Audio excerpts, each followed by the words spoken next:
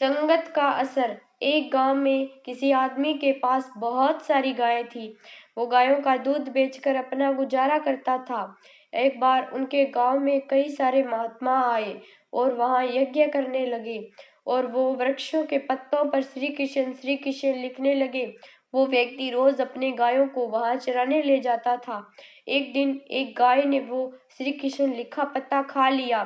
शाम को जब सभी गायें अपने बाड़े में वापस चली गई, तब वह गाय श्री कृष्ण बोलने लगी। सभी सारी गायें उसे बोली, तुम ये क्या बोल रही हो? तो वह बोली, श्री कृष्ण नाम रूप पत्ता मेरे अंदर चला गया है। ऐसा लगता है ये नाम मेरे अंदर समा गया है और मेरा मैं चला गया है। ऐसा कहकर वह गाय सिर्फ श्री कृष्ण नाम जपती रही। सभी गायों ने निर्णय लिया कि इसे अपनी टोली से बाहर कर देते हैं। सुबह जब वह व्यक्ति आया तो उसने देखा कि वह गाय बाड़े के बाहर खड़ी थी। तो वह उसे वापस बाड़े के अंदर करता है, परंतु बाकी की गाय उसे सींग मारकर वापस बाड़े के बाहर कर देती है। उस व्यक्ति को कुछ समझ नहीं आता है कि सभी गाय इसे दूर क्यों कर रही है। कहीं इसको कोई बीमारी तो नहीं हो गई? ऐसा ना हो कि एक गाय के चक्कर में मेरी सारी गाय बीमार हो जाए। वो व्यक्ति रात को उस गाय को जंगल में छोड़ आता है। जंगल में एक चोर को वह गाय मिलती है। वो उसे दूर गांव में ले जाकर किसान को बेच देता है। वो किसान भी देखता है कि वह गाय सारा दिन श्री कृष्ण जपती रहती है।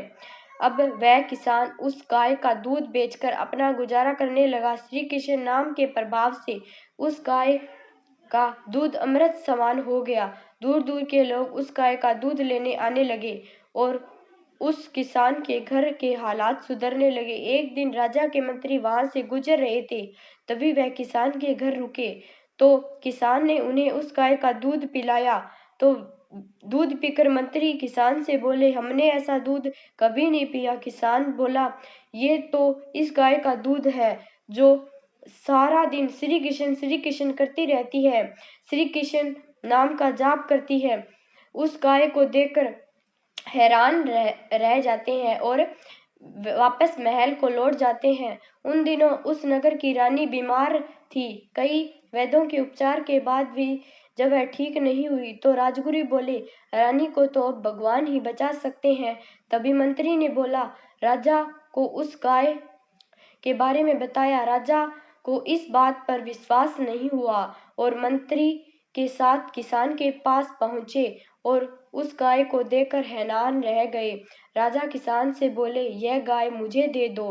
किसान हाथ जोड़कर राजा से बोला, महाराज, इस गाय के कारण मेरे घर के हालात ठीक हुए हैं।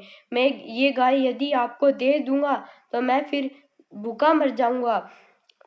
राजा बोला, मैं आपको इस गाय के बदले में इतना धन दूंगा कि आपकी सारी गरीबी दूर हो जाएगी।